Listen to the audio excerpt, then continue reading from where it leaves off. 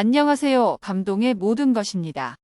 저희는 해외 커뮤니티 레딧과 감동의 모든 것 공식 이메일로 제보받은 실제 사연을 바탕으로 재구성한 스토리를 전달해드립니다. 구독과 좋아요, 알림 설정은 영상 제작에 큰 힘이 됩니다. 영상 수익은 독거노인 및 불우이웃에게 전액 기부되니 끝까지 시청 부탁드립니다. 그럼 본격적인 이야기 시작하겠습니다. 복지 천국 스웨덴에서 선택한 한국행이요. 다 이유가 있죠? 스웨덴이라는 나라에 대해서 다들 첫 번째로 떠올릴 이미지는 복지 천국일 텐데요. 한국의 예능 방송 등에서도 몇 차례 다뤄진 적이 있죠. 북유럽의 복지 천국 노후 걱정 없이 누구나 행복한 나라.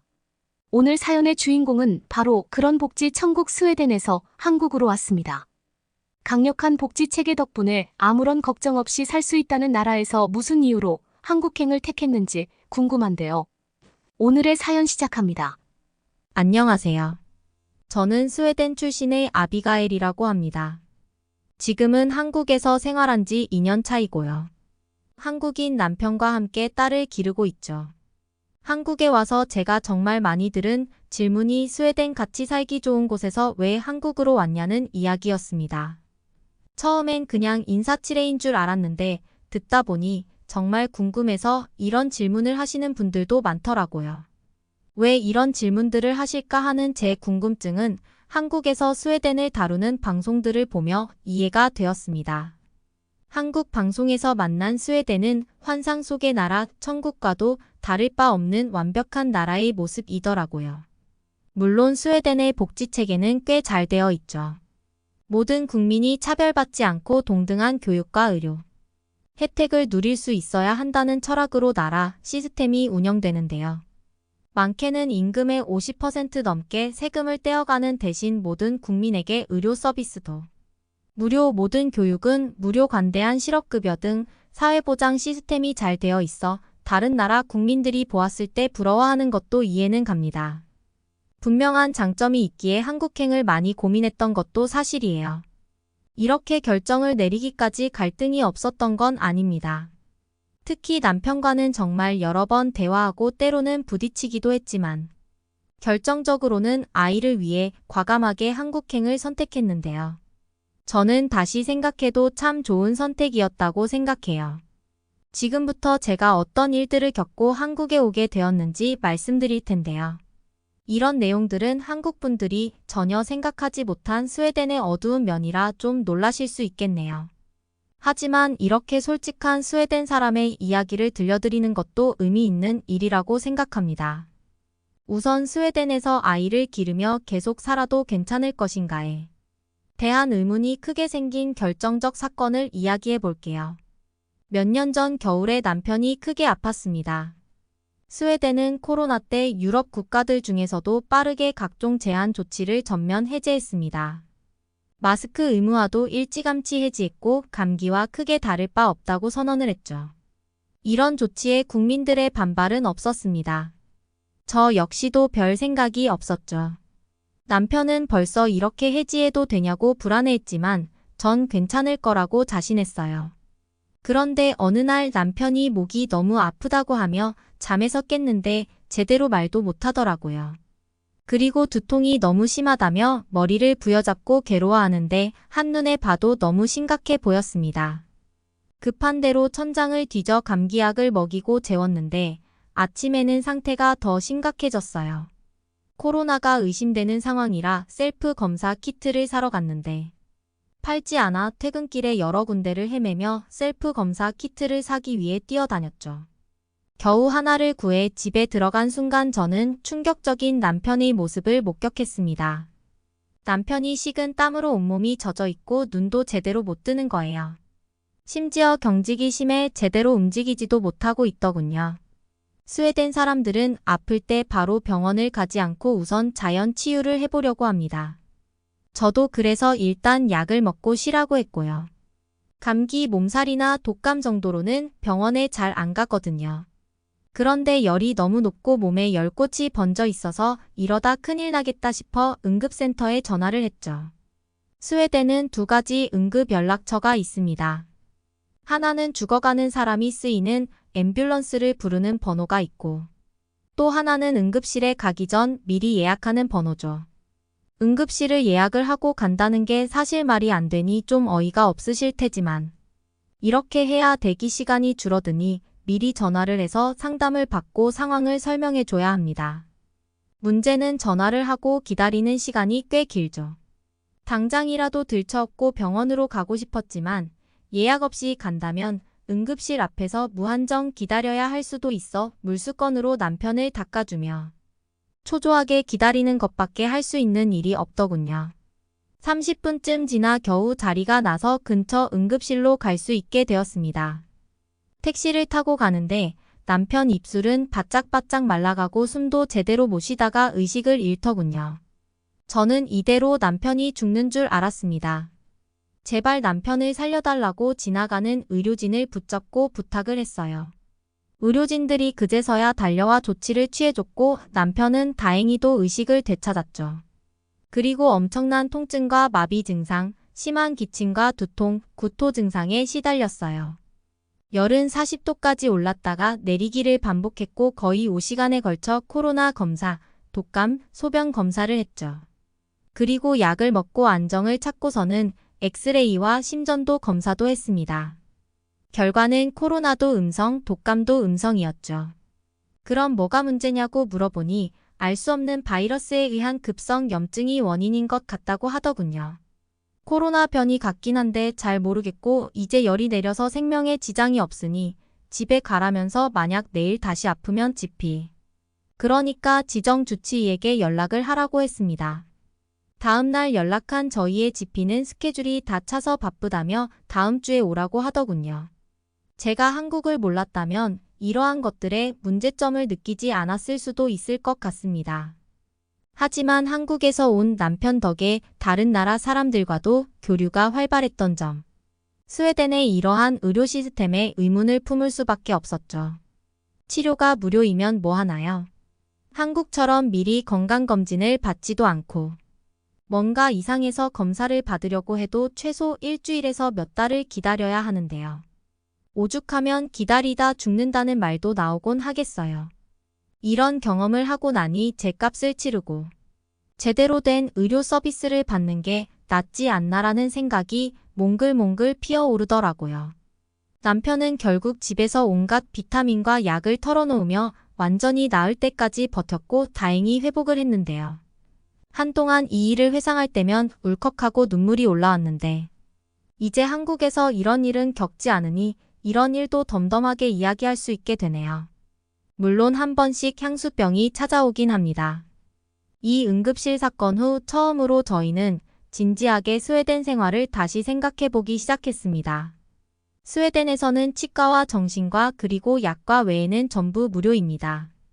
암에 걸려서 치료를 받는다고 해도 무료죠. 이렇게만 들으면 참 환상적인데요. 아이러니하게도 스웨덴의 암 발생률과 암 때문에 목숨을 잃는 확률은 전 세계에서 가장 높습니다. 제 주변에서도 암을 발견했을 때 손을 쓸 수 없을 정도의 말기암 상태인 경우가 많았고요. 따로 민간보험을 들었다면 개인 의사를 찾아가 더 나은 서비스를 받을 수 있긴 있습니다. 하지만 오시경 클리닉 문을 닫기 때문에 응급 서비스는 국가가 정해둔 병원에 가야 하는데 이마저도 대기 후 상담을 받고 오케이 사인을 줘야 응급실에 갈 수 있고 가서도 대기를 해야 하죠. 총각을 다투는 일이라면 중간에 어떻게 되어도 이상하지 않을 의료 시스템입니다. 복지국가의 무료 의료 시스템의 한계를 제대로 맛본 이후 처음으로 이 나라의 어두운 면을 뒤집어 본 경험은 제게 비판적 시각을 안겨주었습니다. 주치의 예약은 기본 일주일 처방받은 약은 3만원, 4만원씩 하더라도 진료가 무료이니까 괜찮아라고 생각해왔는데 남편을 통해 한국은 그렇지 않다는 걸 알고 스웨덴보다 더 좋은 시스템이 있다 것에 충격이 심했죠. 무료라고 해도 약값이나 성인의 치과 진료비는 무료가 아닌데 한국에 와서 보니 평균적으로 스웨덴이 두세 배는 비싸더라고요. 게다가 무상의료이기 때문에 정부 자체에서 의료 수요를 제한하려는 경향이 강해 처방에 굉장히 소극적입니다. 약을 적게 쓰는 건 나쁘지 않은 거 아닌가라고 할 수 있겠죠. 하지만 멀쩡하게 잘 끼고 다니던 렌즈가 갑자기 너무 따갑고 아파서 걱정이 되는 마음에 엄청난 예약 스케줄 속에서 간신히 빈자리를 찾아 2주 만에 의사를 만났는데 렌즈와 안경을 한번 보고 눈도 한번 들여다보더니 왜 렌즈가 따가운지는 저도 잘 모르겠네요. 눈을 푹 쉬게 해주세요 라고 누구라고 할 법한 말만 한 뒤 안경을 깨끗하게 닦아주고 가라고 하면 무료인 게 큰 의미가 있나 싶습니다. 제 값을 치르고 제대로 된 의료 서비스를 받는 게 낫죠. 남편이 겪은 응급실 이야기는 사실 스웨덴에서 흔한 사례입니다. 제 친구는 수두에 걸려서 열이 40도에 육박하고 고통이 심해서 울면서 몸부림치는데 의사가 심각해 보이지 않는다는 이유로 만나주지 않았고 응급실 예약을 하고 4일 만에 응급실에 갔지만 수두인데 그냥 쉬라며 돌려보냈어요. 고통에 몸부림치며 홀로 회복을 한 친구는 살 길은 운동뿐이라며 운동 매니아가 됐죠. 세금을 그렇게나 많이 걷어가는 이유 중 하나가 이런 무상의료도 있는데 결국 국민들이 사보험을 든다면 별 의미가 없지 않나요? 그리고 아이를 낳고 기르면서 고민은 더 깊어졌습니다. 딸은 눈에 띄게 똑똑해서 영재 소리를 듣고 있거든요. 개인적으로도 아이가 자신의 능력을 최대한 발휘하면서 살아갔으면 하는 바람입니다. 그런데 스웨덴 사회에서는 아이가 성취에 대한 동기부여를 얻기 정말 어려워요. 스웨덴은 직업에 귀천도 없고 본인이 원하는 공부는 돈 걱정 없이 할 수 있으니 좋은 거 아니냐고 생각하시겠죠? 한국 방송에서는 스웨덴 사람들은 돈을 더 버는 것에 큰 욕심이 없다고 하지만 한 커플만 벗겨보면 그렇지 않습니다. 스웨덴은 빈부 격차가 정말 크거든요. 저와 남편은 20평짜리 주택 월세를 한국 돈으로 320만 원을 내고 거주했는데 친구는 비슷한 조건의 집을 반의 반값도 안 되는 가격에 렌트를 하고 있었습니다. 부모님이 물려주신 아파트 두 채 중 한 곳에 살고 있기 때문이죠. 저희도 좋은 집을 사고 싶었어요. 그런데 능력이 아무리 뛰어나도 이걸 뛰어넘을 만큼 부를 축적하는 건 스웨덴에서 불가능합니다. 세금도 너무 많이 나가고 물가도 너무 비쌌거든요. 부가가치세가 25%니까요. 스웨덴 사람들도 연봉을 올리기 위해 이직을 꾀합니다. 한 회사를 그리 오래 다니지 않아요. 하지만 월급이 올라도 세금이 너무 큰 비중을 차지하고 월세를 내고 나면 남는 게 없죠. 제가 살고 있는 집보다 쾌적한 스웨덴의 교도소를 보면 한 번씩은 내가 뭐 하고 사는 건가 싶을 때도 있습니다. 스웨덴 문화 자체가 부를 자랑하지 않는 분위기고 그렇게 자랑하는 사람에 대해서 혐오감을 보이는데 사실은 연봉을 올리기 위해 이직도 하고 더 좋은 집에 살고 싶은 욕망도 다들 있습니다. 눈이 오고 비가 올 때 자전거 말고 차를 타고 싶어 해요. 그런데 자동차 등록세가 차 가격의 180%, 부가세가 25%니 부담스러워서 외국에서 차를 구매해서 들어오는 편법까지도 일삼죠. 이런 일들이 결국 다들 내면에 물질에 대한 욕망이 있다는 걸 보여주는 사례 아닐까요? 하지만 자산 자체가 압도적으로 불평등하기 시작하고 어마어마한 세금을 내고 나면 남는 것이 없어 개인의 노력으로 바꿀 수 없다는 사실을 깨닫고 무기력증과 우울증으로 정신과 약을 먹으며 버티거나 아니면 해외로 이주하거나 하게 되죠. 최근에 스웨덴에서 대학까지 무료 교육을 받고 인근 유럽 국가나 미국 등으로 이주하는 사례가 엄청나게 늘어났습니다. 커리어를 중요시 여기고 좀 더 성공하고 싶은 사람들은 스웨덴을 떠나고 있죠. 그렇다고 근무 환경이 아주 좋은 것도 아닙니다. 해고가 정말 쉽거든요. 대신 실업급여 제도가 잘 되어 있지 않냐고 반문하실 텐데 반은 맞고 반은 틀립니다. 실업급여를 받으려면 매달 빠져나가는 높은 소득세에 추가로 본인이 직접 실업보험 제도에 가입해야 합니다. 선택적으로 추가 보험비를 1년 이상 납부한 사람에게만 해당하는 제도죠. 근로자 누구나 실직을 하면 2년간 실업급여를 받을 수 있는 것이 아닙니다. 아이가 생기고 보니 이런 문제들이 다시 보이더군요. 나라의 젊고 유능한 인재들은 외국으로 빠져나가는데 고만고만한 사람들끼리 평등하게 사는 것이 과연 좋을까? 스웨덴의 젊고 유능한 인재는 빠져나가고 그 자리를 메우는 건 제 남편 같은 외국인들입니다. 스웨덴 사람들이 여유 있게 일한다고는 하지만 반대로 외국인들은 죽어라 일하며 메꾸죠. 회사의 리더급 레벨에는 스웨덴인이나 북유럽 사람보다 다른 나라 사람들이 많다는 것이 이런 걸 증명한다고 봅니다. 외국인들이 지탱하는 나라가 되어가지만 외국인에게 배타적이고 박한 나라가 바로 스웨덴이고요. 남편이 아무리 스웨덴에 적응한다 한들 결국 이방인이라는 것도 마음에 걸렸습니다. 사랑하는 제 딸을 가장 좋은 환경에서 기르고 싶은 마음에 미국, 캐나다, 인근 스웨덴 등 여러 나라를 따져보았는데요. 미국으로 이주한 사람들에게 미국 생활의 어려움을 물어보니 의료 시스템의 문제를 이야기하더라고요. 스웨덴 역시도 큰 틀에서는 스웨덴과 다를 바가 없었고요. 결국 한국이 정답이었습니다. 능력을 발휘해서 부를 축적하는 것이 가능하고 그러한 개인의 노력은 인정해주고 또 개인의 성공과 성취를 박수쳐주는 곳이니까요. 합리적이고 수준 높은 의료 시스템 안에서 살아갈 수 있다는 것도 높이 샀고요. 게다가 치안 역시 전 세계 어디를 견주어 봐도 1등으로 손꼽히니 걱정이 없습니다. 그리고 스웨덴에서는 외식이 너무 부담스러웠는데 한국에서는 한 번씩 외식도 하고 배달 음식도 시켜 먹으며 소소한 행복을 나누곤 하죠. 파랑새는 없다고는 하지만 적어도 제게 있어 한국은 제 딸의 능력을 또 남편의 능력을 최대한으로 발휘할 수 있는 곳이고 안심하고 딸을 기를 수 있는 곳입니다. 개인적으로는 스웨덴이 한국에서 배울 점들을 배워와서 좀 더 발전하길 바라는데 아무래도 쉽지 않겠죠. 앞으로 한국에서 지내며 또 전하고 싶은 이야기들이 있으면 이렇게 나누어 보겠습니다. 모두 즐겁고 행복한 2024년 되시길 바라겠습니다. 오늘은 한국 남성과 결혼해 스웨덴에서 한국으로 온 스웨덴 여성의 사연이었습니다. 그러면 다음 사연의 이야기를 들려드리겠습니다. 한국은 잠들지 않는 도시라면서 밤 12시가 되자마자 다 어디 간 거야? 여기 있다가 나 죽는 거 아니겠지? 안녕하세요. 저는 포르투갈의 평범한 직장인 쿠다스라고 합니다. 저는 이 시대에 살고 있는 지금이 가장 행복하다고 느끼는데요. 핸드폰 하나로 전 세계와 소통할 수 있는 기회는 무궁무진하게 열려 있고, 저는 그런 기회를 통해서 제가 그동안 그렇게나 가보고 싶었던 한국에 다녀오기도 했거든요. 제가 어떻게 한국에 가게 되었냐고요. 우선 한국에는 영어를 잘하는 능력자들이 많다고 하더라고요.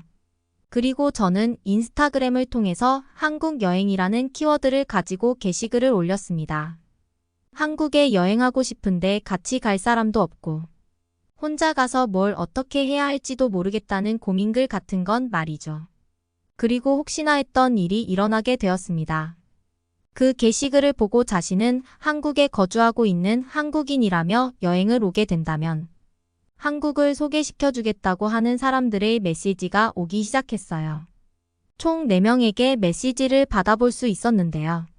우선 다들 너무나도 친절하게 인사를 건네왔고 그들의 성의에 너무나 감사한 마음을 가졌습니다. 하지만 저는 그래도 그 중에서 나름대로 신뢰가 가는 사람을 고르고 싶었습니다. 우선 제가 여자이기 때문에 이왕이면 남자 한국인을 고르고 싶었고 그 중에서도 신분이 보다 확실한 사람과 연락을 이어가고 싶었어요. 자신을 한국의 공무원이라고 소개했던 사람과 대화를 이어가기 시작했습니다. 어떻게 한국에 관심을 가지게 되었고 또 어떻게 한국 여행을 가고 싶다고 마음을 먹게 되었는지 같은 시시콜콜한 이야기도 나누었습니다. 제가 처음 한국에 관심을 가지게 된 것은 요즘 젊은 세대들이 다들 그러하듯 한국 음악을 접하고 난 뒤로 한국에 대한 관심을 갖기 시작했어요.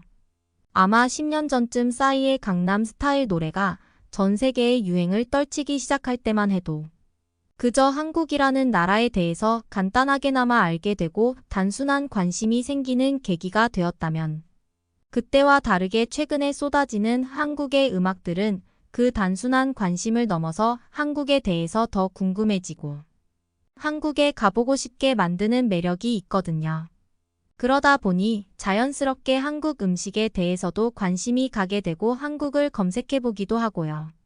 인터넷으로 많은 사람들이 이미 다녀와 본 한국에 대한 사진을 쉽게 찾아볼 수도 있고, 한국을 다녀온 사람에게 한국에서 무슨 일이 있었는지 질문을 하면 성의 있게 답변을 해주는 사람도 있기 때문에 요즘 같은 시대는 나만 조금 부지런하면 세계와 연결된 느낌을 받을 수 있습니다.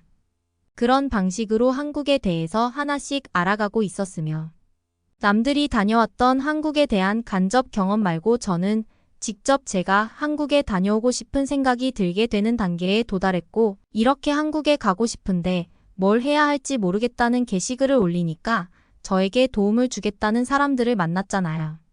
그리고 만약 이게 한국이 아닌 멕시코나 어디 남미 국가 심지어 유럽의 어느 나라였다고 하더라도 저는 그 사람들을 신뢰하지 않았을 가능성이 커요. 그런 나라들은 대규모 범죄 조직도 있고 사람을 사냥감으로 생각하는 사람들이 많잖아요. 하지만 한국은 사람을 그런 식으로 생각하는 사람이 없다고 알고 있어요. 물론 제가 틀릴 수도 있겠지만 제가 인터넷을 통해서 느꼈던 한국 사람들의 말투나 생각에서 그런 위험함을 느낀 적이 없기도 합니다. 그렇게 저는 한국에서 공무원으로 일하고 있는 승훈 씨를 만나기 위해 한국으로 출발할 일정을 잡았습니다. 저는 한국에서 승훈 씨에게 큰 도움을 받을 것이고 저 혼자 여행도 하겠죠. 그런 기대감과 설레는 마음을 가지고 한국으로 향했습니다. 그리고 저는 $100의 요금을 더 지불하고서 일부러 한국의 항공사에 탑승했습니다. 비행기를 단순한 이동 수단으로 생각한다면 무조건 $100가 저렴한 포르투갈의 항공을 탑승해야 했지만 포르투갈에서 출발하는 그 순간부터 한국에 빠져들고 싶었기 때문에 저는 더 높은 비용을 지불하고서라도 한국의 아시아나라는 항공사의 티켓을 구매했고요. 그리고 역시나 한국인 승무원이 대다수였고, 그리고 주변에는 한국인 승객들이 대다수였습니다. 게다가 비행기에서 제공되는 음식도 비빔밥이었어요. 벌써부터 한국으로 가는 기분이 실감이 났습니다. 게다가 포르투갈의 승무원들과는 다르게 훌륭한 서비스를 제공하려고 노력하는 한국인 승무원들의 사려 깊은 태도에 감탄하기도 했어요. 그들은 늘 미소를 지니고 있으며 고급 호텔에서나 받을 수 있는 서비스를 제공하고 있었습니다. 이쯤 되니 $100의 비용이 전혀 아깝지가 않았어요. 오히려 이 작은 비용으로 한국을 미리 체험할 수 있다는 점에서 다른 사람에게 매우 추천드리고 싶을 정도입니다. 그렇게 한국에 도착했고 이미 인터넷으로 많은 대화를 나누어 보고 영상통화까지 했던 승훈 씨와 만날 수 있었어요. 그리고 유쾌한 성격의 그는 어색한 분위기를 금방 깨는 능력이 있었고 승훈 씨와 즐겁게 웃고 떠드는 대화가 이어졌습니다. 그리고 승훈 씨를 따라서 한국의 많은 문화를 경험할 수 있었는데요. 저는 승훈 씨가 저녁 시간에 한국의 번화가에서 술 한잔하는 게 외국인들이 신기하게 생각하는 문화라고 알고 있다며 저를 화려한 밤거리로 데리고 갔습니다. 비행기에서 내린 지 얼마 되지 않았지만 한국의 밤거리는 대낮과 같은 밝은 모습을 보여주었기 때문에 밝은 불빛과 화려한 길거리를 보고 피로함이 풀리는 듯 했어요. 더 정확히는 피로함을 잠시 잊었다는 표현이 맞을 것 같아요. 하늘은 분명히 검은색인데 길거리는 대낮과 다름없어 보이는 이런 광경은 처음 봤거든요. 그리고 자리를 잡고 앉아서 포르투갈에서는 매우 비싼 소주를 주문해서 마시기 시작했습니다. 그리고 이 분위기는 흡사 한낮의 카페 테라스에 앉아 여유 있게 커피를 한잔하는 분위기와 다르지 않았습니다. 그만큼 한국의 밤거리는 대낮과 다름없이 평온하고 사람들의 활기찬 분위기로 가득 차 있는 곳이었거든요. 사실 한국의 밤거리는 안전하고 범죄도 거의 일어나지 않는다는 이야기를 알고 있기는 했지만 역시나 다른 사람의 간접 경험을 듣는 것과 제가 직접 체험하는 것은 너무나도 다른 느낌이었습니다. 첫날부터 화려한 한국의 밤거리와 그리고 사람들의 활기찬 모습은 저에게 깊은 인상을 주었고 제가 한국에 머물면서 수없이 반복했던 일상이 되었습니다.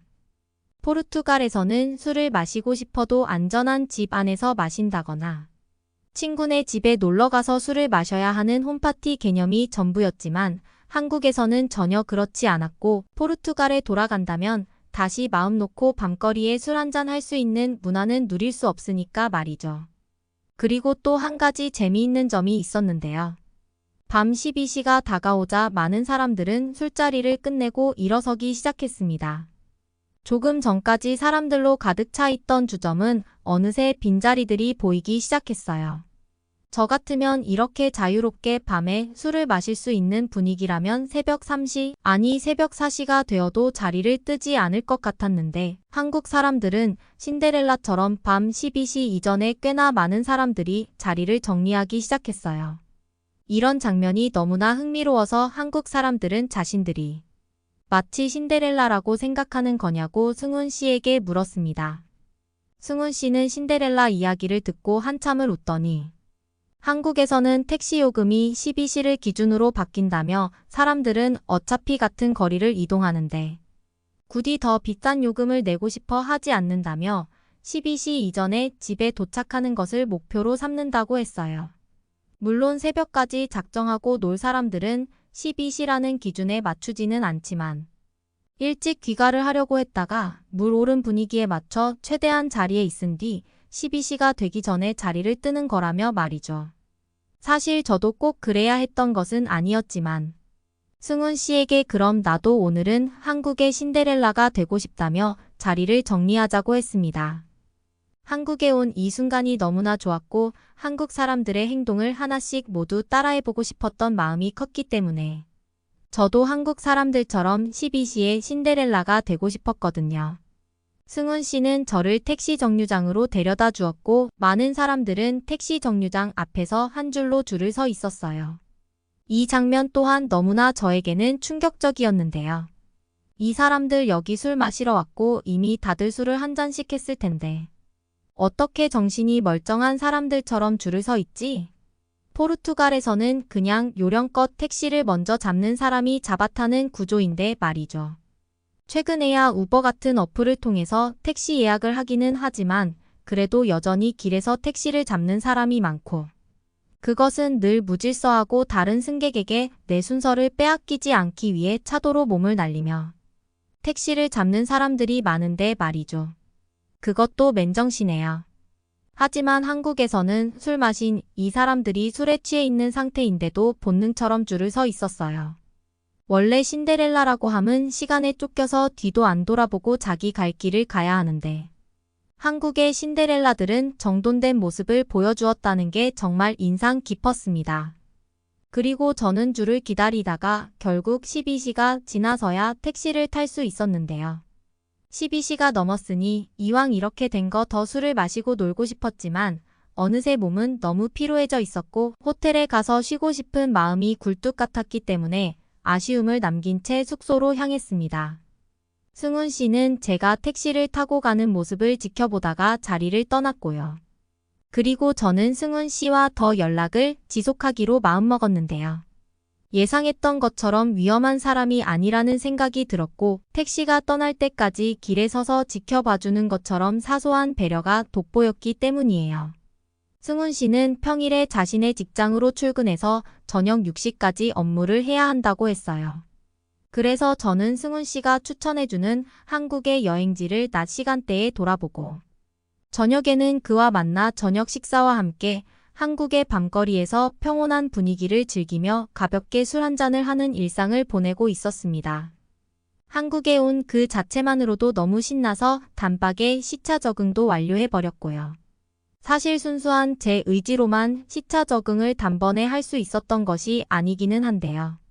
한국에서는 길거리에 수많은 카페들이 있고 그 카페들은 대용량의 저렴한 가격을 내세우며 커피를 판매하고 있었어요.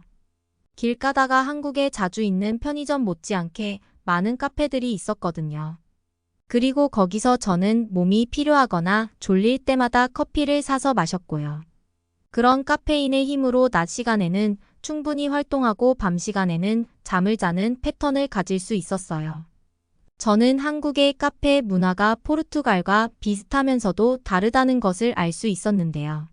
많은 사람들이 커피를 매장에서 즐기기보다 포장해서 길을 가다 마시고 자신의 집이나 사무실에 가지고 가서 마시는 것을 알 수 있었어요.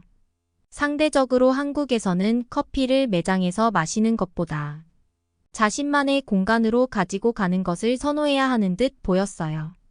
바쁜 사회에서 조금이라도 더 효율적인 것을 챙기는 한국인들의 특성이라고 생각이 되어서 너무나 재미있는 장면이라고 생각하기도 했습니다.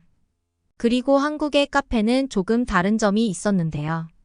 한국에서는 무인기계로 주문을 할 수 있었고 대부분의 사람들이 점원이 있음에도 불구하고 이 기계로 주문을 했다는 사실이에요. 저도 자연스럽게 무인기계를 이용했는데요. 제가 가본 카페들에서는 한 곳도 빠짐없이 영어로 선택해서 주문이 가능했습니다. 이런 카페에 가보는 것은 제가 그 누구에게도 조언을 받은 적이 없는 행동인데 제 의지대로 갔던 카페에서 언어로 인해서 어려움을 겪지 않아도 되었다는 것은 너무나 쾌적한 여행이 될 수 있는 조건 중 하나였습니다.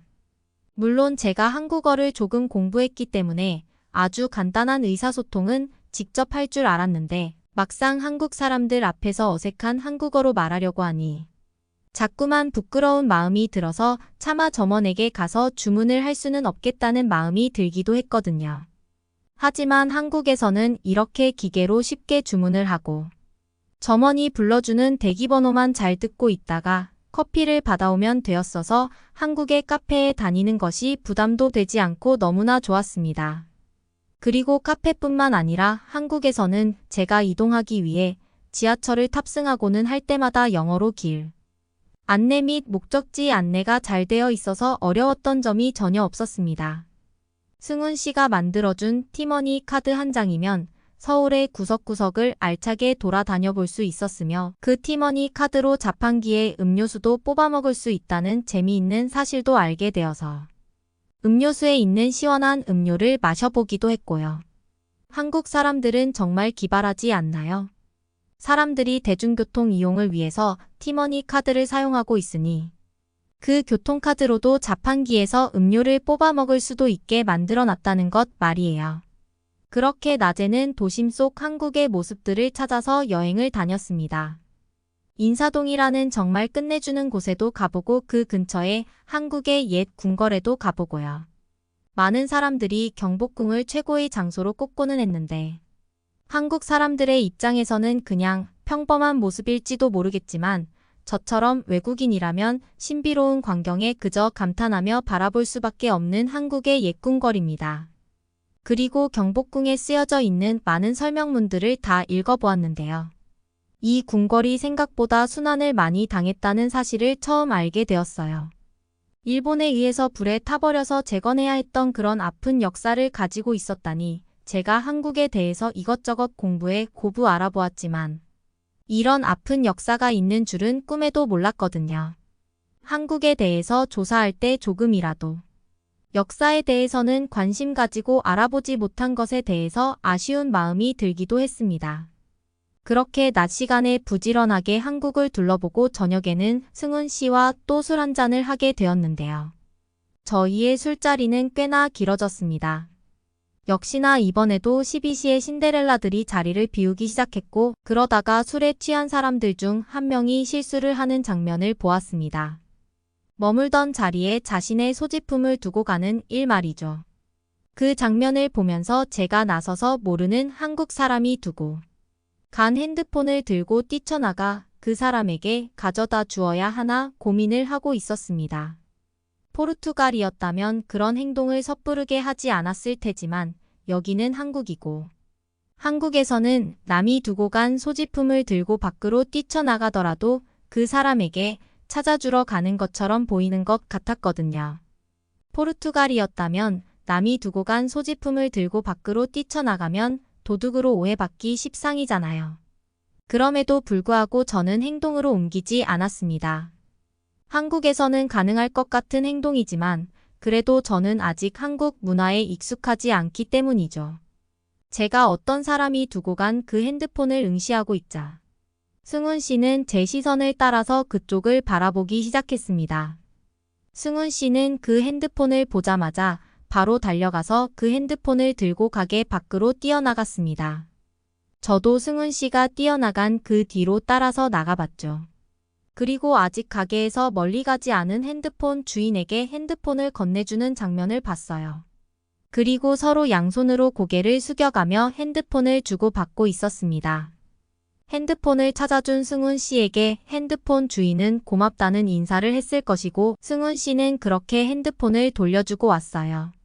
저는 궁금한 것을 물어봤습니다. 내가 예상하기는 했지만 정말 한국에서는 다른 사람의 물건을 들고 밖으로 뛰어나가도 아무도 도둑으로 의심하는 눈빛이 아니더라 같은 질문 말이죠. 한국 사람이 생각하기에 멍청한 질문일 수도 있지만 다른 문화권에서 온 사람들이라면 충분히 물어볼 수 있는 질문이죠. 제 생각보다 한국에서는 다른 사람의 물건들을 쉽게 가져갈 생각을 하지 않는 듯 했고 이렇게 공공장소에서는 잃어버린 물건이 있으면 주운 사람이 임자라는 생각 대신에 찾아주어야겠다는 생각이 일반적으로 통용되는 생각 같았습니다. 제가 생각했던 것보다 한국은 포르투갈과는 문화가 많이 달랐습니다. 개인주의적인 것 같으면서도 막상 중요한 순간에는 그러지도 않고요. 술을 먹었다고 해서 옆 사람들에게 쉽게 시비를 걸거나 쉽게 싸움이 나는 것 같지도 않았고요. 한국은 총기류 소지가 불법이라서 남에게 시비를 걸어봤자 총 맞을 일은 없는데도 말이죠. 간접적으로 알고 있던 한국에 대한 경험이 이제는 직접적인 경험으로 바뀌면서 느낀 점들이 많이 있습니다. 간접 경험으로 한국을 알아보는 것과 직접적으로 경험하면서 느껴보는 것에는 큰 차이가 있다는 것 말이에요. 제가 한국에 머물면서 밤거리를 무서워한 적도 없고요. 한국 사람들의 높은 시민의식과 공공질서를 잘 지키는 모습 또한 인상 깊었고요. 게다가 이렇게 인터넷으로 만난 친구와도 마음 편하게 만남을 이어갈 수 있는 것도 그렇고요. 한국에 잘 정비된 인프라 같은 것도 누리는 게 어렵지 않고요. 한국에 대해서 관심이 있고 알고 있는 사람이 있다면 인터넷으로 자료를 검색해보는 것 말고 꼭 직접 한국에 다녀와 보세요. 제가 못다한 이야기도 많은데요. 정말 한국은 사람의 마음을 포근하게 만들어주는 무언가가 있었습니다. 한국 여행을 강력 추천하며 제 글을 마치겠습니다. 그러면 다음 사연으로 넘어가겠습니다. 안녕하세요. 저는 아이슬란드에 살며 저를 닮은 마이크를 키우는 엄마 조안나입니다. 저는 한평생 아들과 행복할 것이라 생각했어요.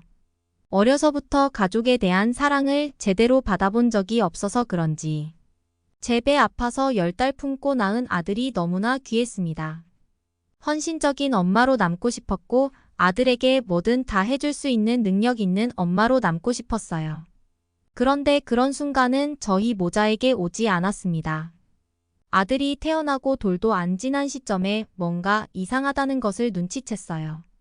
평소와 다르게 자주 울고 어딘가 불편한 듯 보였습니다.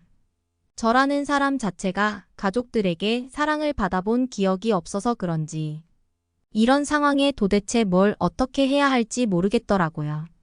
아들은 아파서 오는데 병원을 데려가도 문제가 없다고 하길 수차례 반복했습니다.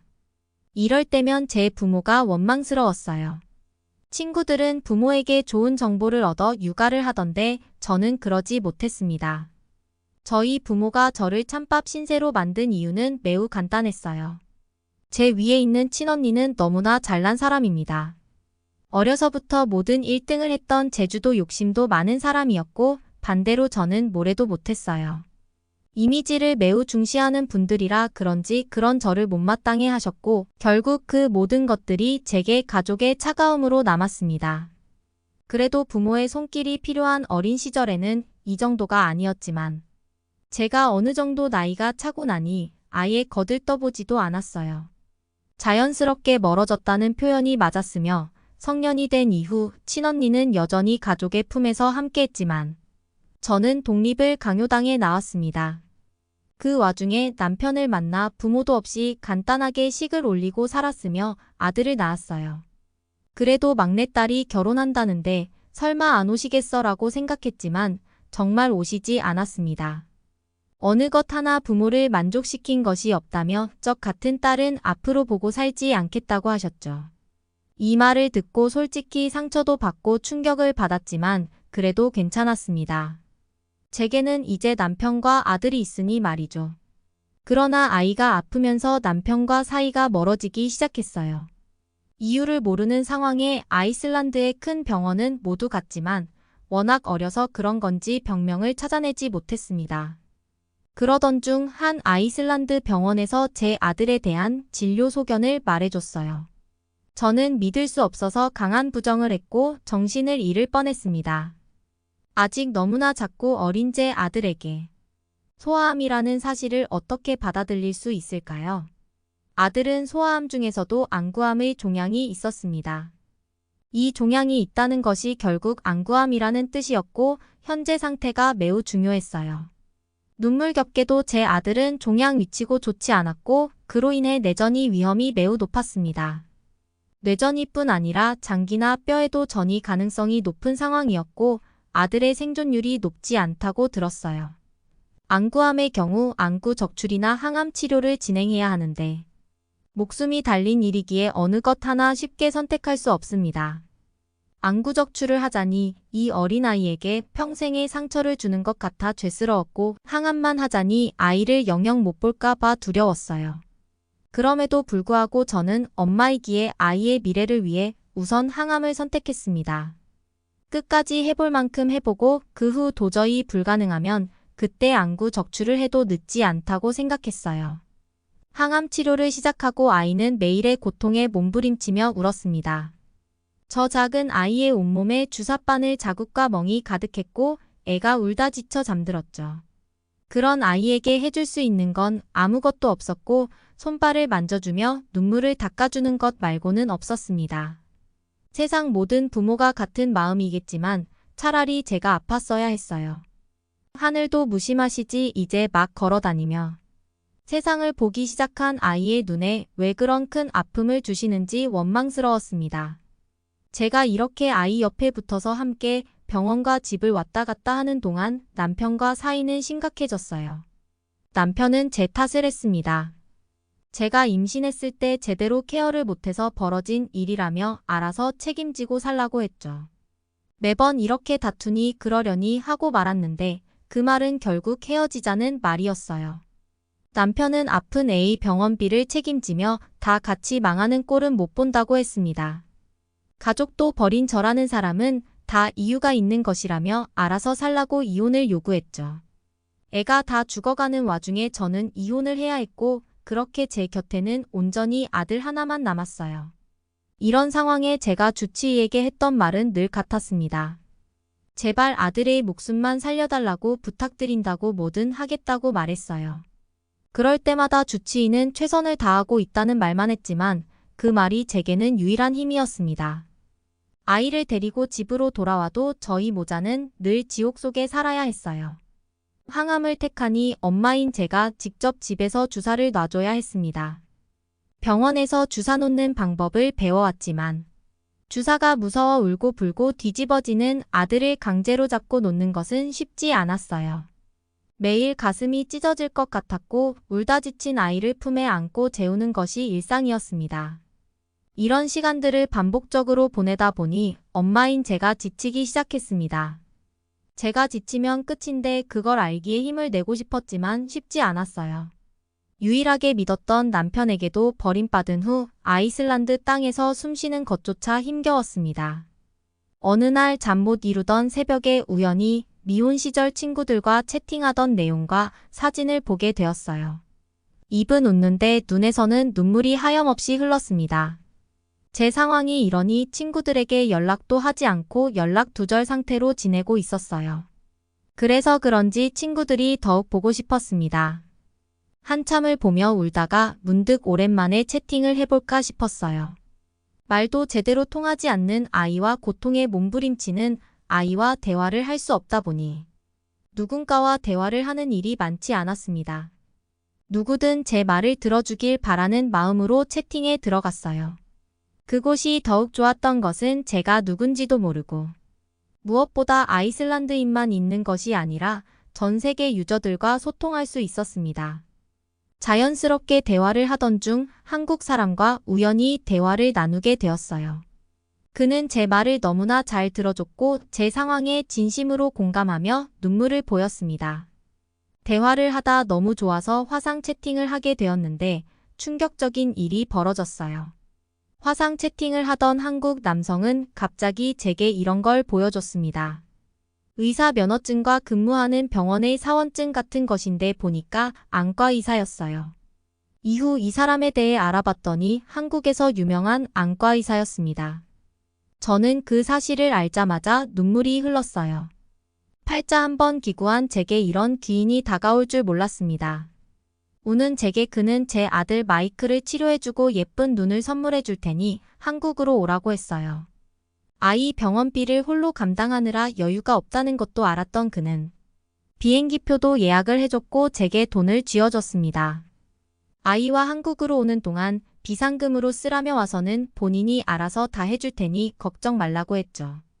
사실 믿는 도끼의 발등을 너무나 많이 찍혀서 그런지 사람을 잘 믿지 못하는데 그는 신뢰감이 있었어요. 믿을 수 있었고 그가 아니라면 저희 모자를 살려줄 사람은 없다고 생각했습니다. 그런 간절한 마음을 담아 아픈 아들을 데리고 한국으로 갔어요. 어린애를 데리고 장시간 비행을 하는 것 자체가 쉽지 않은데 저희는 더욱 특수한 상황이었습니다. 여기서 감동받은 것은 이 사정을 모두 설명하니 한국 승무원분들의 좋은 서비스를 받을 수 있었어요. 아이의 상태를 수시로 체크해 주셨고 비행기 탑승객 중 의사가 있는지도 체크를 해 주셨습니다.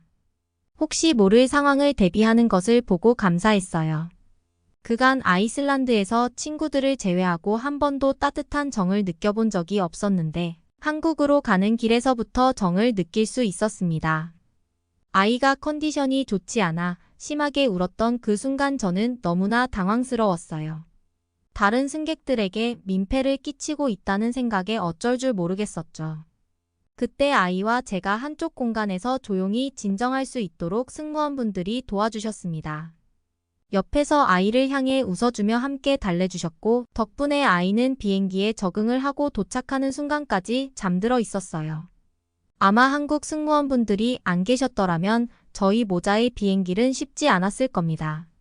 그렇게 도착하니 화상 채팅에서 보던 닥터 김이 보였어요. 본인을 김씨라고 불러달라고 하여 이후부터는 김씨라고 부르곤 했습니다. 저희 모자가 곧장 따뜻하고 안전한 곳으로 가서 쉴 수 있도록 본인이 살고 있는 거대한 집을 내줬어요. 본인은 병원 근처 호텔에서 지내면 된다고 말이죠. 아이의 면역 자체가 좋지 않아서 숙소를 옮기는 것이 쉽지 않았는데 다행이었어요. 역시 유명한 의사라 그런지 말하지 않아도 척척 알아서 해주는 느낌이었습니다. 아들과 함께 김씨 집에서 시간을 보내는데 참 따뜻하고 좋았어요. 한국은 온돌식이라 바닥이 참 따뜻했고 아들도 그걸 좋아했습니다. 바닥이 뜨겁다며 침대에 눕혀도 자꾸만 바닥으로 내려와 눕기를 반복했죠. 그렇게 첫날은 휴식으로 하루를 마무리했고 이어 다음날 곧장 김씨의 병원으로 향해 아들의 상태를 봤어요. 역시 아이슬란드에서처럼 기적은 딱히 없었고 아들의 상태는 좋지 않았습니다. 절망하려던 바로 그 순간 김씨는 제게 문제없다고 생존율이 낮은 것은 맞지만 꼭 살리겠다고 약속한다고 했어요. 단 한 명도 제게 약속하겠다는 말을 해준 사람이 없는데 타오르는 뜨거운 두 눈으로 저를 쳐다보며 저렇게 말해주니 마음이 놓였습니다. 바로 아들은 입원을 했지만 이것도 김씨 덕분에 1인실에서 편히 지낼 수 있었어요. 아들이 워낙 예민해진 상태라 자주 울고 소리치기에 다른 사람들과 병실을 함께 쓰는 것이 눈치 보였는데 감사했습니다. 아들은 늘 보던 아이슬란드인들이 아닌 한국인들이 다가와서 그런지 처음에는 경계했어요. 그러나 아이슬란드 의료진들과 달리 너무나 친절하게 다가와주는 한국 의료진 덕분에 아들의 마음이 열렸습니다. 무서워하는 게 눈에 보이지만 그걸 또 꾹 참고 있었어요. 그런 모습을 지켜보는 게 마냥 쉽지는 않았습니다. 그렇지만 제가 아무것도 하지 않아도 한국 의료진들은 일사천리로 해결해줬어요. 아이를 어르고 달래가며 모든 치료를 신속하게 했습니다. 아이슬란드는 어르고 달래다가 불가하면 강압적으로 치료를 해요. 그래서 아들에게 병원이 더욱 무서운 존재로 남아 있었는데 한국은 그렇지 않았습니다. 속도부터가 차이가 있어서 아들이 공포를 느끼는 시간이 줄어들 수 있어서 다행이라고 생각했어요. 병원에서 치료를 했고 안구적출을 하기로 했습니다. 아이슬란드에서 항암을 했지만 상황이 크게 달라지지 않았어요. 길을 걷다 넘어져 무릎이 까져 피만 나도 엄마인 제 가슴은 찢어집니다. 그런데 이 어린아이의 안구를 적출한다고 생각하니 견디기 버거운 감정들이 몰려왔어요. 이때 처음으로 아이슬란드에 있는 제 어머니께 연락을 했습니다. 사실은 이런 상황이라고 모두 말씀드렸지만 안타깝다며 잘 이겨내라고 하셨고 친언니가 결혼을 앞두고 있으니 이런 연락은 하지 말라고 했어요. 제가 엄마지만 저도 이런 일들이 모두 처음이라 두려움에 전화를 했던 것인데 후회를 했습니다. 2번 다시 무슨 일이 있어도 아이슬란드 가족들에게 연락을 하지 않겠다 다짐했던 순간이었죠.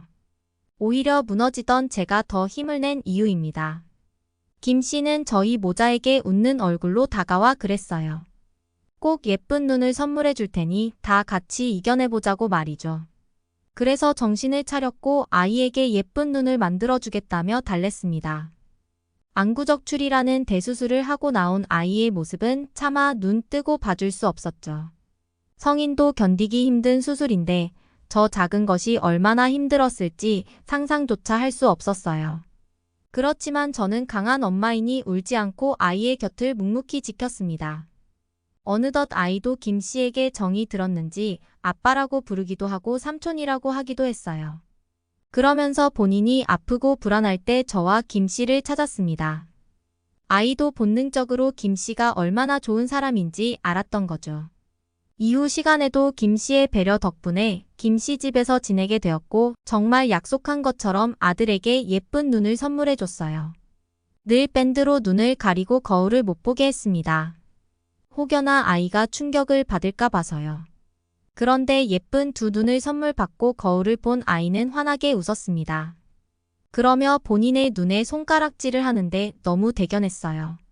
이제 모든 것이 끝났고 저희 모자는 아이슬란드로 돌아가야 했지만 가고 싶지 않았습니다. 아이슬란드는 저희 모자를 버렸고 그곳에서 정 붙이고 살 곳도 없었죠. 날이 다가올수록 망설이고 있었고 이민 준비를 김 씨에게 부탁하기로 했어요. 놀랍게도 제가 한국에서 영원히 살 수 있는 일이 벌어졌습니다. 김 씨 집에서 아들과 쉬고 있는데 한국 남성이 들어왔고 도둑인 줄 알고 깜짝 놀랐어요. 알고 보니 그는 김 씨의 남동생이었고 서로 자초지종을 설명하고서야 웃음을 지었죠. 참 웃긴 것은 김 씨의 동생과 시간을 보낼수록 묘한 감정을 느꼈고 그도 저와 같이 여자에게 버림받아 이혼한 상처가 있었습니다. 마치 뜨겁게 불타오르는 불꽃처럼 저희는 서로에게 끌려 확신을 얻었어요. 이후 저와 아들이 안전하게 한국으로 이민할 수 있도록 김 씨 형제가 저희를 도왔고 현재는 결혼해서 살고 있습니다. 아이의 상태도 늘 체크해 주시는 덕분에 걱정이 없어요. 제 남편은 한국 변호사라 탄탄하고 안정적입니다. 이런 사실을 알고 아이슬란드 가족들이 메일로 연락을 수차례 취해왔어요. 제가 한국에 잘 나가는 변호사 남편이 생겼고 한국에서 산다고 하니 이제야 자식으로 보이는 듯 했습니다. 이전에 저를 또 다시 버리고 내친 기억 때문에 영원히 아이슬란드 가족들과는 의절한 채로 살 겁니다. 제게는 이제 남편과 시댁 식구들이 있으니 그들만 보며 그렇게 살려고 해요. 오늘의 사연은 여기까지입니다. 응원이나 남기고 싶은 말이 있으시면 댓글로 남겨주세요. 사연자분께 전달해 드리겠습니다. 저희 감동의 모든 것은 실제 사연 제보를 받고 있습니다. 채택되신 분께는 선물도 드리고 있습니다. 저희의 사연이 여러분의 하루의 작은 힘이 될 수 있었으면 좋겠습니다. 지금까지 한국의 감동적인 이야기를 전해드리는 감동의 모든 것이었습니다. 구독과 좋아요를 눌러주시면 영상 제작에 큰 힘이 됩니다. 감동적인 사연을 주변 사람들에게 공유하고 함께 이야기 나눠보세요. 끝까지 시청해주셔서 감사합니다. 더욱 더 좋은 영상으로 찾아뵙겠습니다.